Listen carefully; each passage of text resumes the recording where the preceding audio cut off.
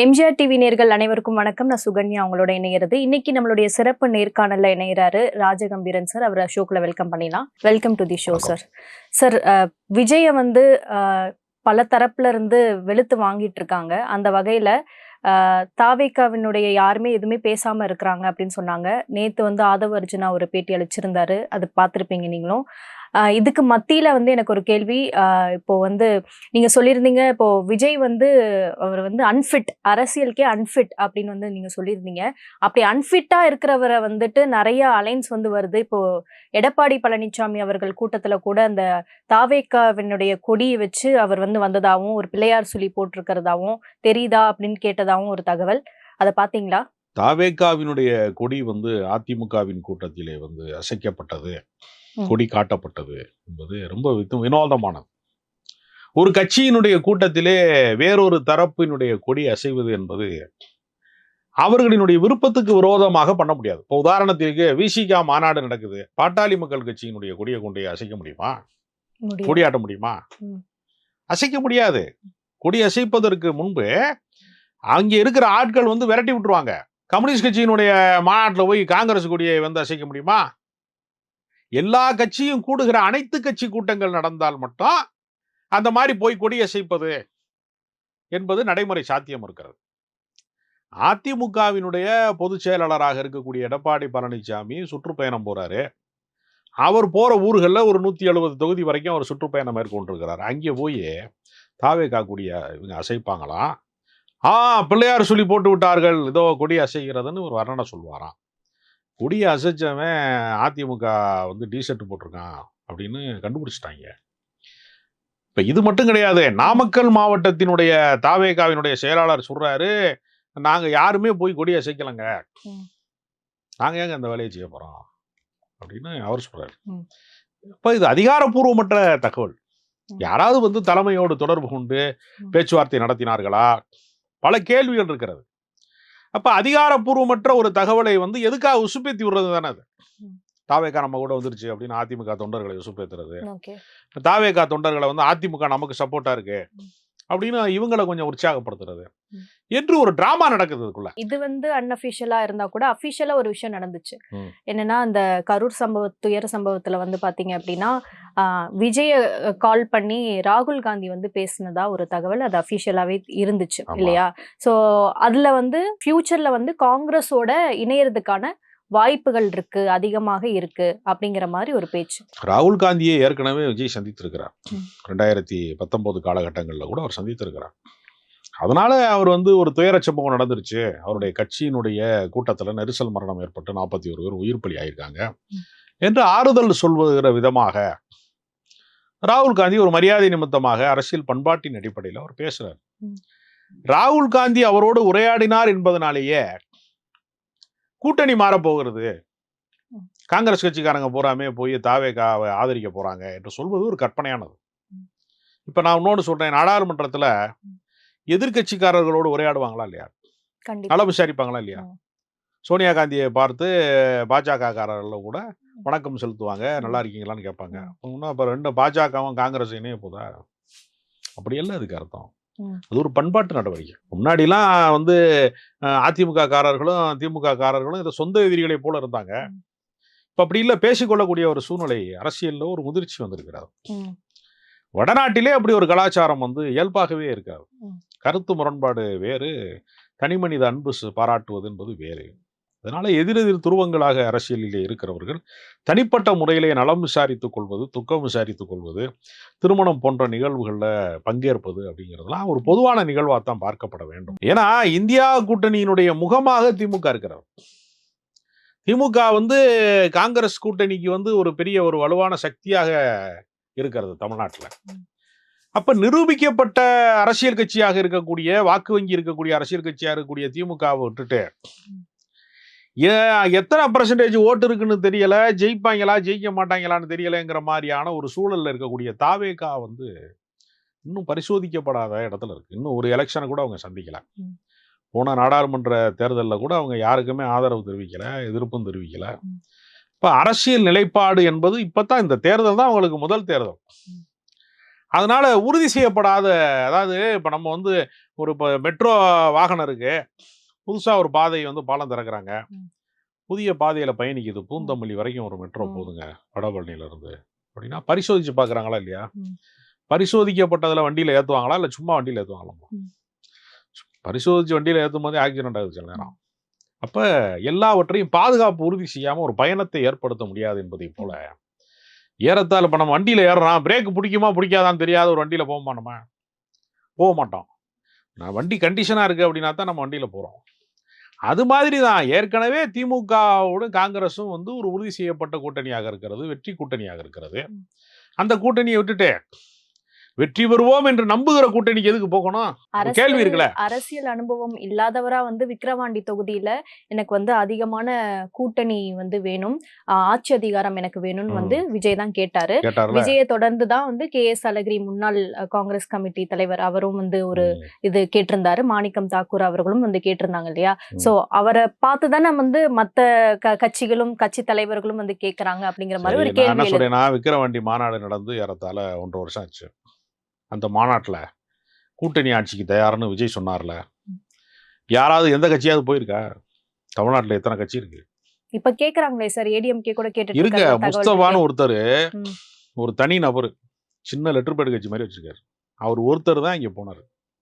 யாராவது ஒரு பெரிய அரசியல் கட்சி தாவேகா கட்சியை நம்பி நான் வர்றேன் அப்படின்னு ஜான் பாண்டியனோ கிருஷ்ணசாமியோ கம்யூனிஸ்ட் கட்சிகளோ ஏதாவது ஒரு அரசியல் கட்சி, தமிழ்நாட்டில் எத்தனை அரசியல் கட்சி இருக்கு? பண்ருட்டி வேல்முருகனோ யாராவது ஒரு அரசியல் கட்சி தலைவர் ஆகா ஆட்சியிலும் பங்கு அதிகாரத்திலும் பங்கு கூட்டணியில பங்கு தர்றேங்கிறாரு அப்படின்னு சொல்லி யாராவது போவாங்களா?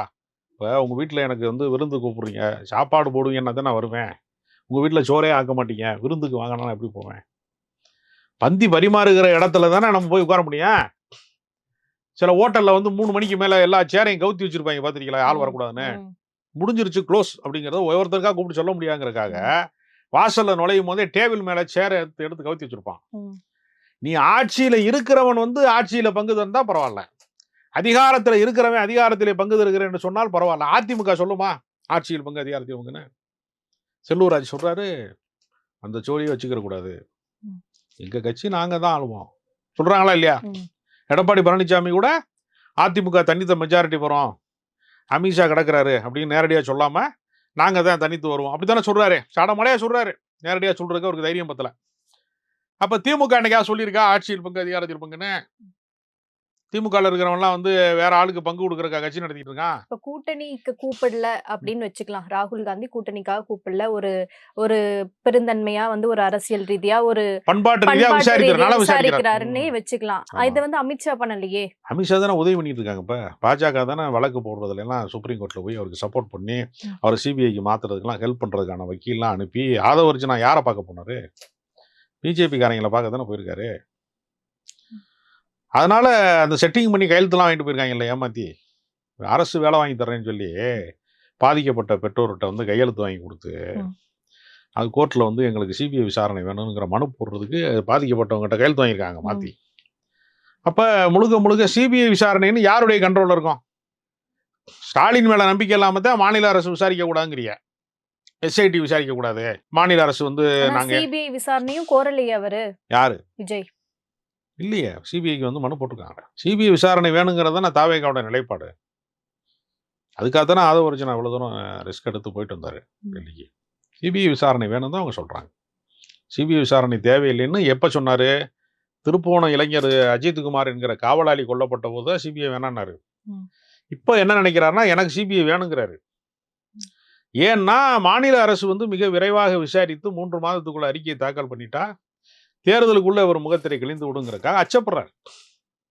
அதனால பாஜகவோடு வந்து கொள்கை எதிரி எங்களுக்கு பாஜக என்று சொன்னவர்கள் கொள்ளைப்புறமாக பாஜகவை சந்தித்துக் கொண்டிருக்கிறார்கள் என்றுதான் நம்ப தகுந்த வட்டாரங்களுடைய தகவல் உறுதி செய்யுது நமக்கு. ஓகே, இப்ப 2026 தேர்தல், இப்போ வந்து விஜய் அவர்கள் வந்து இந்த கூட்டணி, எனக்கு அதிகமான கூட்டணி வேணும், எனக்கு ஆட்சி அதிகாரம் வேணும்னு சொல்லி கேட்டதுல இப்ப நிறைய கட்சிகள்ல கட்சி தலைவர்கள்ல இருந்து உள்ள உறுப்பினர்கள்ல இருந்து எல்லாருமே வந்து என்ன கேக்குறாங்கன்னா கூடுதல் கூட்டணி ஆட்சி அதிகாரம் அந்த மாதிரி வந்து ஆயிடுச்சு. இப்போ இதனால 2026 தேர்தல் வந்து ஒருவேளை DMK வந்து வின் பண்றாங்க அப்படின்னா இதுல ஓட்டுகள் பிரிக்கப்பட்டு இந்த ஆட்சி அதிகாரத்திற்கும் கூட்டணி ஆட்சிக்கும் நிறைய சீட் வேணும் அப்படின்னு சொல்லி நினைச்சு ஓட்டுகள் பிரிக்கப்படுமா? இதை நோக்கிதான் தமிழ்நாடு நகருமா? யாரு பிரிப்பா ஓட்ட? திமுக கூட்டணி வந்து பிரியாது. திருமாவளவன் தெளிவா சொல்லிட்டாரு, நாங்கள் உரிமை சார்ந்து கேட்போம். போன முறை 6 சீட்டு கொடுத்தீங்கன்னா நான் 12 சீட்டு கேட்போம். நாங்கள் உரிமை போராட்டம் நடத்துவோம். ஆனா இந்த விளையாட்டுலாம் இந்த கிரவுண்டுக்குள்ளதான், திமுக கூட்டணிக்குள்ளதான் இருப்போம். கூட்டணியை விட்டு வெளியில போக மாட்டோம்னு சொல்லிட்டாங்க. அதனால யாருமே வந்து விஜய் பக்கம் போறதுக்கு தயாரா இல்ல. எடப்பாடி பழனிசாமி என்ன நினைக்கிறாருன்னா, எனக்கு பிரச்சாரம் செய்வதற்கு விந்தியா பத்தல, எனக்கு நடிகை விந்தியா மாதிரி ஆளுக பத்தல. விஜய் வந்தாருன்னா இன்னும் கொஞ்சம் கூட்டம் வரும். என்னைய முதலமைச்சராகிறதுக்கு விஜய் வந்து பேசினார்னா நல்லா இருக்கும். தாவேகா வந்து மாட்டிக்கிருச்சு நெரிசல் மரணத்துல. அவங்க வழக்கு எல்லாம் போய் கோர்ட்டுக்கு அலைஞ்சு இனிமே கூட்டத்துக்கு அனுமதி கிடைச்சு மறுபடியும் மக்களை சந்திச்சு மறுபடியும் நம்பகத்தன்மையை ஏற்படுத்துவது என்பது பெரிய பின்னடைவு. அதாவது கிராமப்புறத்துல எல்லாம் என்ன பண்ணுவாங்கன்னா, ஆடு போய் அரிசியை திண்டுவிடும்.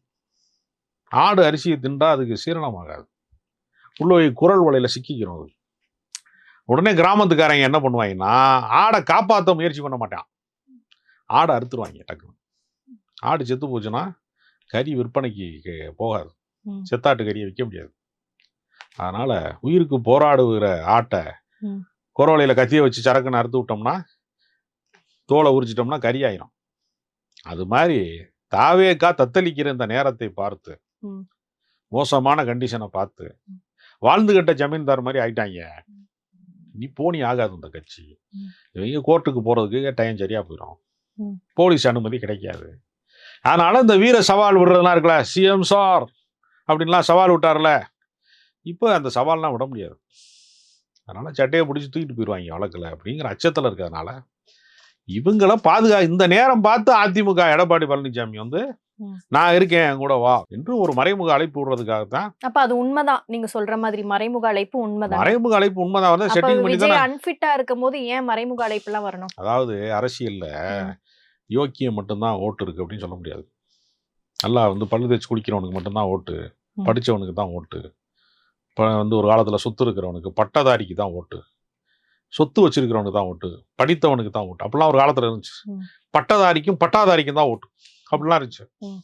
இப்போ என்ன ஆயிடுச்சுன்னா, ஒரு மனிதனுக்கு ஒரு ஓட்டு. தற்கூரியா இருந்தாலும் அவனுக்கு ஓட்டு இருக்கு, தருதலையா இருந்தாலும் அவனுக்கு ஓட்டு இருக்கு, தாந்தோண்டியா இருந்தாலும் அவனுக்கு ஓட்டு இருக்கு, அயோக்கியனா இருந்தாலும் ஓட்டு இருக்கு, குடிகாரனா இருந்தாலும் ஓட்டு இருக்கு. அதனால ஒரு கும்பல் தேவைப்படுது. ஏன்னா அவர் அதிமுக வந்து சிதைவுற்ற நிலையில இருக்கு.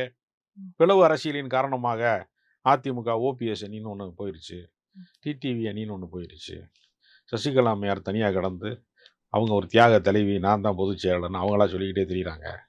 அப்போ கட்சி வந்து இன்னைக்கு சிதைந்து விட்டது. இந்த கட்சியினுடைய வாக்கு பிரிகிறது. அதை பேலன்ஸ் பண்ணணும்ல. பள்ளம் வந்து வெட்டப்பட்டிருக்குன்னா அந்த பள்ளத்தில் நிரப்பி சமப்படுத்தணும்ல. அப்போ 2K கிட்ஸில் வந்து விஜய்கிட்ட வந்து ஒரு சிறிய வாக்கு வங்கி உருவாகும். 2K கிட்ஸ் இருக்கான், அவன் வந்து விஜய் வந்து 41 நெரிசல் மரணம் மட்டும் இல்லை, 400 பேர் செத்தாலும் விஜய் நல்லவர்னு சொல்றதுக்கு கொஞ்சம் ஒரு கூட்டம் இருக்கான்ல. இன்ஸ்டாகிராமில் வந்து விஜய் வந்து ஸ்டாண்டு வித் விஜய்ங்கிறான். எது விஜயா பாதிக்கப்பட்டிருக்காரு? பாதிக்கப்பட்டது சாதாரண மக்கள், நெரிசலில் பாதிக்கப்பட்டிருக்கான். அதனால அந்த கூட்டத்தினுடைய வாக்கு வங்கி நமக்கு பயன்படுத்தி கொள்ள வேண்டும் என்று அவர் நினைக்கிறாங்க. அதனால இது அரிசி திண்ட ஆடை அறுத்து போட்டது மாதிரி தான் அவசரத்துக்கு தேவைப்படுது. வாக்கு வங்கி அதிமுகவுக்கு பலவீனம் அடைந்திருக்கிறது. இந்த நேரத்தில் விஜயை பயன்படுத்திக் கொள்ள முடியாதா என்று எடப்பாடி பழனிசாமி ஒரு கணக்கு போடுறாரு. பாஜக என்ன பண்ணுது? இந்த நேரம் பார்த்து மிரட்டி கைப்புள்ளையா மாத்த முடியாதா, விஜயை நம்ம கண்ட்ரோலுக்குள்ள கொண்டு வர முடியாதா அப்படின்னு பாஜக என்ன பண்ணுது? எல்லாமே ஒரு பயம் தானே சார். பயந்ததுனால தானே நீங்க உங்கள் மீது தவறு இருக்கிற காரணத்தினால தானே இவ்வளவு பேர் மிரட்டுறான். போலீஸ் வந்து இப்ப நம்ம வந்து ஒரு டிராபிக் போலீஸ் வந்து வழியில நிக்குது, நம்மகிட்ட எல்லாமே டாக்குமெண்ட் கரெக்டா இருக்கு, லைசன்ஸ் இருக்கு, ஆர்சி புக் இருக்கு, இன்சூரன்ஸ் இருக்கு, எல்லாமே இருக்குன்னா நம்ம மாட்டுக்கு ஹெல்மெட்டை போட்டு போயிடலாம். நம்மகிட்ட எதுவுமே இல்லை, வண்டிக்கு வந்து புக்கு கிடையாது. நீங்க போலீஸை பார்த்தா என்ன பண்ணுவீங்க? பயப்படுவீங்கல்ல. அந்த பயம்தான் அது. ஒருவேளை கட்சியே கிடையாது இல்ல. இப்ப தாவேகா தொடங்கினதுக்கு அப்புறம் விஜய் நின்னதுக்கு அப்புறம் தானே சார் எல்லாத்தோட பார்வையும் வந்து அரசியல் பார்வையும் வந்து விஜய் மேல இருக்கு. அதுவே ஒரு வெற்றி தானே அப்படின்றாங்களே. அப்படி கிடையாது. தமிழ்நாட்டுல 6.5 கோடி வாக்காளர்கள் இருக்கான். அதுல 50 லட்சம் பேர் கூட விஜய் ஆதரிக்க மாட்டான். அதுக்கு நேர் எதிராக அதிமுகவில் வந்து 1.5 கோடி வாக்காளர்கள் இருக்கான். திமுகவில் ஒரு 2 கோடி வாக்காளர்கள் இருக்கான். ஒவ்வொரு வந்து 45 லட்சம் வாக்காளர்கள் வந்து பிசிகாக்கு இருக்கான். ஒவ்வொரு கட்சிக்குமே வாக்காளர் இருக்கான். தமிழ்நாட்டில் எந்த கட்சிக்குமே நான் ஓட மாட்டேன்னு சொல்றவனும் இருக்கான். நாம் தமிழர் கட்சிக்கு 35 லட்சம் பேர் ஆதரவாளர் இருக்கான். அதனால ஏதோ விஜய்க்கு மட்டும்தான் வந்து ஓட்டு இருக்கிறது மாதிரியும், அவர் கட்சிக்கு மட்டும்தான் ஆதரவு இருக்கிற மாதிரியும், இந்த தொலைக்காட்சி நேரலைகள்லாம் இருக்குல்ல, சோசியல் மீடியாலாம் இருக்குல்ல, அவங்க ட்ரெண்டிங் பண்ணிகிட்டே இருக்கிறதுனால ஒரு ஊருக்குள்ள இப்போ மெட்ராஸுக்குள்ள 1 கோடி பேர் இருக்கான். 1 கோடி பேருமா வெளியில் வந்து சுற்றிட்டு இருக்கான் ரோட்டில். பீச்சுக்கு போகிறான். பீச்சுக்கு வந்து போனோன்னா ஒரு பல ஆயிரம் பேர் இருக்கான். ஒரு 50,000 பேர் பீச்சில் உட்காந்துருக்கான்னு வச்சுக்கோங்க ஒரே நேரத்தில். இப்போ அவங்க மட்டுமா மெட்ராஸு, அவங்க மட்டும்தான் சென்னை, அப்படி கிடையாதுல்ல. கொஞ்சம் பேர் வீட்டில் இருப்பான், பீச்சுக்கு வராதவன் இருப்பான்ல, தேட்டருக்கு வராதவன் இருக்கான்ல, ஒரு இடத்துல கூட்டமாக இருக்குன்னா அந்த கூட்டத்தில் பங்கு பெறாதவன் இருப்பான்ல. அதனால அதை நம்ம கணக்கிட முடியாது. ஒரு கூட்டத்தை ஒரு ஒரு ஒரு இடத்துல பிரம்மாண்டமாக அவங்க ஏற்பாடு செய்கிறாங்க, அதனால கிரௌடாக இருக்குது. அதனால வந்து அவங்களுக்கு மட்டும்தான் கூட்டம் இருக்குன்னா அப்புறம் திமுக கூட்டம் வராதா, அதிமுக கூட்டம் வராதா? இந்த கருத்துயர சம்பவத்தை மையப்படுத்தி இது ஒரு மிகப்பெரிய ஒரு கருப்பு மார்க்கா வந்து வைக்கணும் அப்படிங்கிறதுக்காக டிஎம்கே ஐடி விங் வந்து வேலை பண்ணுதுன்னு ஒரு பேச்சு. அதுக்கான அவசியம் இல்லையே அவங்களுக்கு. நெரிசல் மரணத்தில் ஏற்பட்ட பழியை விஜய் ஏற்கணும் என்பதுக்காக ஐடி விங் வேலை செய்ய வேண்டிய அவசியம் இல்லையா? பொதுமக்களே நம்ம இந்த கூட்டத்தில் நம்ம நம்பி வேடிக்கை பார்க்க போனோம், வீட்டில் நெரிசலில் நம்மளை சாவடிச்சிட்டான்னு சொல்லி அவன் திட்டுவான்ல. பாதிக்கப்பட்டவனுடைய துயரம்னு ஒன்று இருக்குல்ல. பாதிப்பை ஏற்படுத்தியவர்களுக்கு ஒரு குற்ற உணர்ச்சி இருக்கிறது. அதனால திமுக வந்து இவரை வீழ்த்த வேண்டும் என்கிற அளவுக்கு திமுக சின்ன கட்சி கிடையாது. அது 75 வருஷ கட்சி. அதிமுக ஒரு 54 வருடங்களாக இருக்கிறது. அது ஒரு அரை நூற்றாண்டு கட்சி அதிமுக. அதனால பெரிய அரசியல் கட்சிகளுக்கு தான் வாக்காளர்களும் பெரிய ஆதரவாளர்களும் கூட இருப்பாங்க. இது புதிய கட்சி இப்பதான் முளைச்சு 3 இலை விடும்போது 3 இலை கறியிருச்சு. இப்ப அதனால இதை சரி கட்டுறதுக்கே அவனுக்கு ரொம்ப நாள் ஆகும். அதனால விஜயை பார்த்து யாரும் அச்சப்படலாம். விஜய் தான் பயந்து போய் கிடக்காரு. அச்சம் பூரா விஜய்க்கு தான் இருக்கு. என்ன செய்ய போறோம்னு தெரியலங்கிற அச்சத்துல அவர் இருக்காரு. அவருக்கு வந்து வேட்பாளர்கள் போட்டு மக்கள் மத்தியில போய் கும்பிட்டு எல்லா மக்களையும் வந்து தன் பக்கமாக ஈர்ப்பதற்கெல்லாம் கட்டமைப்பு கிடையாது. இப்ப 16 நாள் துக்கம் அனுசரிச்சதுக்கு அப்புறம் அவங்களோட நிலைப்பாடு என்னவா இருக்கும் நீங்க? எங்கனக்குள்ள 16 நாள் துக்கம் அதுதான் சார் அவரு ஆயுத எந்த நெரிசல் மரணத்துக்கு காரணமான அந்த சொகுசு பஸ்ஸுக்கு ஆயுத பூஜை போட்டு சந்தோஷமா கொண்டாடிக்கிட்டு இருக்கிறாங்க. யாரு துக்கம் அனுபவிச்சா 16 நாள் துக்கம்? பாதிக்கப்பட்ட வீட்டுல தான் 16 நாள் துக்கம் இருக்கும். விஜய் வீட்டுல எங்க துக்கம் இருக்கு சொல்லுங்க? விஜய் வந்து அங்க இருந்து சொகுசு பேருந்தை எடுத்துக்கிட்டு இத சொகுசு காரை எடுத்துக்கிட்டு இங்க இருந்து பட்டினப்பாக்கம் போறாரு, அங்க இருந்து திருப்பி வர்றாரு, ஜாலியால இருக்காரு. அவரு வீடியோ பேசும்போது தான் கொஞ்சம் ஆக்ஷன் பண்ணிக்கிறாரு, ஜாலியா தானே இருக்காரு. அவருக்கு குற்ற உணர்ச்சியே இல்லையா? இப்ப வீடியோ வந்து நடிச்சு போட்டாரு. அதுல என்ன சந்தேகம் உங்களுக்கு? யாராவது இரங்கல் அறிக்கையில போய் சிஎம் சார் நீங்க என்ன சுத்தி இருக்கிறவங்க யாரையுமே பழி வாங்காதீங்க, முடிஞ்சா என்னைய பழி வாங்கன்னு சொல்றீங்க. இப்ப சினிமா டைலாகா இல்லையா? அவர் யாரை பழி வாங்கினாரு? இன்னும் புஷி ஆனந்த பிடிக்கல, இன்னும் ஆதவர்ஜனாவை பிடிச்சி ஜெயிலில் போடல, இன்னும் விஜய் அரெஸ்ட் பண்ணல. ஒண்ணுமே செய்யாம இருக்கும் போது சிஎம் சாருக்கு எதுக்கு நீ சவால் விடுற? அவர் என்ன பண்ணார் உனக்கு? அவரா நெரிசல் மரணத்துக்கு காரணம்? உனக்கு ஒழுங்கா ஆட தெரியாதவ தெரு கோணலா இருக்குன்னு சொல்லி பழமொழி இருக்குல்ல. உனக்கு ஒழுங்கா கூட்டம் நடத்த தெரியல, கட்சி நடத்த தெரியல, நிர்வாகம் பண்ண தெரியல. சும்மா சினிமா டைலாக் மாதிரி எவனோ எழுதி கொடுக்குற பஞ்சு டைலாக போய் நீ 10 டைலாக பேசுற. செத்து போய் வந்து அவங்க எல்லாம் விழுந்து செத்து கடந்து 72 மணி நேரம் கழிச்சு தான் இரங்கல் அறிவிக்க தெரிவிக்கிற. உனக்கு சொந்த புத்தியே கிடையாது, சுய புத்தி கிடையாது. எவனோ எழுதி கொடுக்குறத மண்டபத்தில் எழுதி கொடுக்குறத வாங்கி வாசிச்சுக்கிட்டு நீ அரசியல் தலைவர் ஆயிட்டான், அண்ணா மாதிரி ஆயிட்டான், நம்ம எம்ஜிஆர் மாதிரி ஆயிட்டோன்னு ஒரு கற்பனையில வாழ்ந்துகிட்டு இருக்காரே தவிர விஜய்க்கு கலை யதார்த்தம் புரியவே இல்லையே. அதனால விஜயால வந்து அரசியல் வந்து அடுத்த கட்டத்துக்கெல்லாம் பெரிய விஸ்வரூபம் எடுக்க முடியாது. அதிமுகவில் போய் சேர்ந்தா எடப்பாடிக்கு தான் ஓட்டு கேட்கணும். விஜய் முதலமைச்சர் ஆவதற்கு எடப்பாடி கேட்பார ஓட்டு? ஒரு நாள் கேட்க மாட்டார். ஆனா விஜய்க்கு வந்து பயங்கர அந்த ஓட்டுங்கிறது பிரிக்கிறதுக்கூடிய சக்தி வந்து விஜய்க்கு மட்டும்தான் இருக்குன்னு சொல்றாங்களே, ஓட்டு வங்கியை பிரிக்கக்கூடிய. அப்படி ஒரு கற்பனையாக ஒரு செய்தி பரப்பப்படுகிறது. எப்பவுமே என்ன செய்வாங்க, நான் மிகைப்படுத்தப்பட்ட விஷயங்கள் எப்பவுமே உண்டு. என்ன செய்வாரு? ஒரு ஒரு ஒரு ஒவ்வொரு தொகுதியிலையும் 5000 10,000 ஓட்டு விடுங்க அவருக்கு. வேற என்ன விழுக போகுது? அதற்காக தான் எடப்பாடி பழனிசாமி அவர்கள் வந்து அலைன்ஸ்க்கு அழைக்கிறாரு அப்படின்னு ஒரு தகவல். எடப்பாடி பழனிசாமி பழைய அதிமுகவாக இருந்தா அழைக்க மாட்டாரு. பழைய அதிமுக ஜெயலலிதா என்ன பண்ணாங்க? தலைவா பட பிரச்சனை வரும்போது கையை கட்டி மன்னிப்பு கேட்கிற நிலைமை தானே விஜய் வச்சிருந்தாங்க. விஜய் வந்து வருவாரான்னு எதிர்பார்த்துட்டு அதிமுக அலுவலகம் இருந்துச்சு. எம்ஜிஆர் மாளிகை வந்து என்ன இடத்துல இருந்துச்சு? எல்லாரையுமே மிரட்டக்கூடிய இடத்துல இருந்துச்சு. திமுகவே வந்து அதிமுக முன்னாடி வந்து தோற்கிற இடத்துல தானே வச்சிருந்தாங்க ஜெயலலிதா. அப்படிப்பட்ட ஜெயலலிதாவுடைய கட்சியை வச்சுக்கிட்டு எவனோ கொடி அசைக்கிறான், என்னைத்தான் கூப்பிடுறாங்கன்னு சொல்றது இருக்குல்ல, இது என்ன வகையான அரசியல்னு நமக்கு புரியல. அது அவர் எடப்பாடி பண்ணலன்றீங்களா? எடப்பாடி செட்டிங் பண்ணாருன்னு ஒரு குரூப் சொல்றான். சில பேர் தாவேக்காவுல சில பேர் தானாகவே முன் வந்து அந்த மாதிரி செஞ்சாங்க. எப்படி போனாலும் அது அன்அஃபிஷியல், அது வந்து அதிகாரப்பூர்வமற்ற ஒரு செய்தியா பார்க்கப்படுகிறது. ஓகே சார், இன்னும் பல அரசியல் நிகழ்வுகள் வந்து வந்துகிட்டே இருக்கும்னு நம்புவோம். அதுல தொடர்ந்து பேசுவோம் சார். இன்னைக்கு நிகழ்ச்சியில இணைஞ்சதுக்கு ரொம்ப நன்றி.